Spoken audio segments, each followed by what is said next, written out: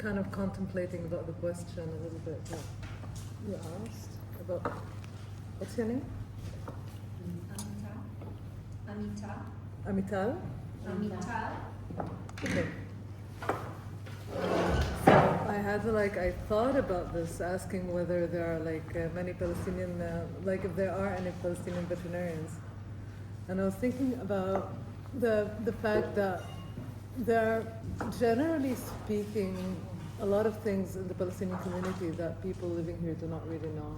And the only represented face outside is a very certain specific face, and there's a lot of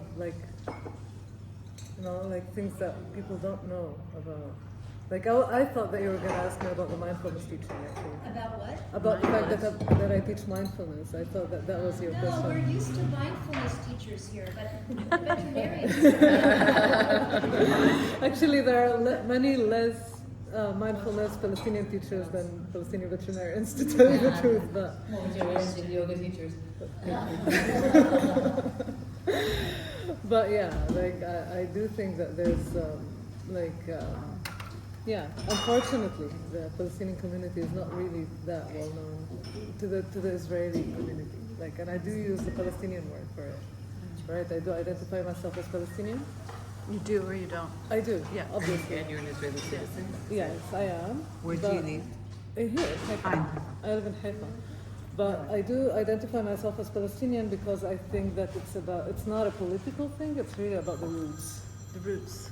It's really about my ancestors, my roots. It's my phone, I'm gonna just turn it off. Somebody Your else. ancestors.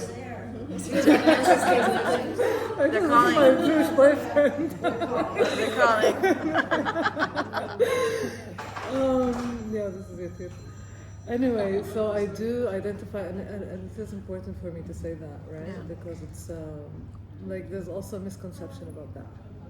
Because it's as if when I say Palestinian, it sounds like I'm in a fight, which I'm not at all. I'm actually really saying it from a very deep sense of love to my roots and my ancestors and my songs anyway. Yeah. So that really matters to me. And usually it's people need an explanation about this. But you're Israeli, right? I was I don't really know if I identify myself as an Israeli anymore.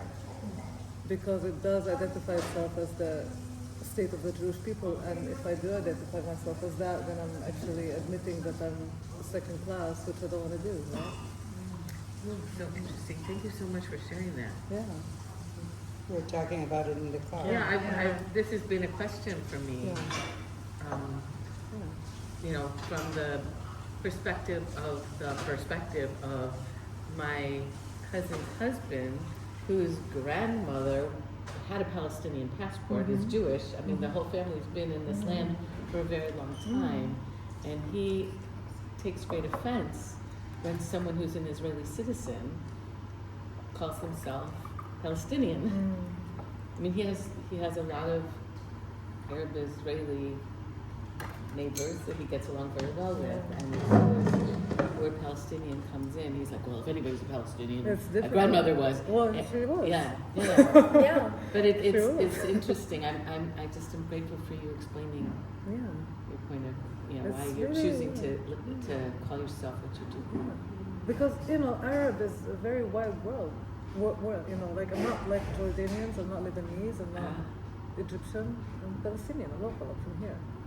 And my roots are from here. And it's really about that. It's about the habits and the connection to this land. And it's really, I think this is the core thing, because Dorit spoke before about the connection to animals and to nature. And this is for me, I watched my grandmother, her mother, used to live with us, and we grew up with her. So the bond to earth that she had. And there's an understanding of this climate, this land, this particular, and I think that basically people develop their habits according to the climate and the land, right? I remember when I went to Taos, New Mexico after Dorit, followed Dorit's track, and I went there and I went to the Pueblo, and they were I was looking for the Native American teaching, and they were it's none of your business, it's it's our thing, because it's our connection to the land, our habits, and our agriculture, and just like, and that was like, wow. So this is for me also a very big part of it, right? Being Palestinian is being connected to this ancestry of people who do understand this land.